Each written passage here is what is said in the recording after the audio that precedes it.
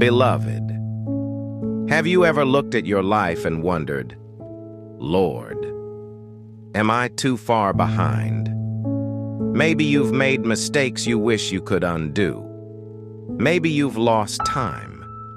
Maybe you've watched other people move ahead while you're still trying to find your footing. If you ever felt like your best days were behind you, this word is for you. In the name of the Father, the Son, and the Holy Spirit. One of the enemy's greatest lies is convincing us that because we've stumbled, God has stopped working. But God has never measured your future by your failures. He measures it by His purpose. The Bible reminds us in Philippians 1:6, being confident of this, that He who began a good work in you will carry it on to completion until the day of Christ Jesus. Think about that. If God started the work, God will finish the work, not because you've done everything perfectly, but because He is faithful.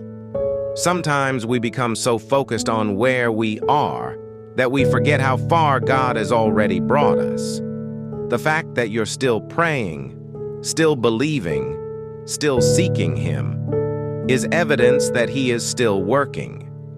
Growth doesn't always happen where everyone can see it. Some of God's greatest work happens in the quiet places, where He's healing your heart, strengthening your faith, and preparing you for what comes next. There will be people who only remember your past, but God sees your promise. People may define you by your mistakes. God defines you by His grace. So don't let yesterday become louder than God's voice today, because the author of your story is still writing, and He never leaves a story unfinished. And today's verse reminds us, being confident of this, that He who began a good work in you will carry it on to completion until the day of Christ Jesus. Philippians 1:6. If you're believing God is still working in your life, type, God isn't finished with me.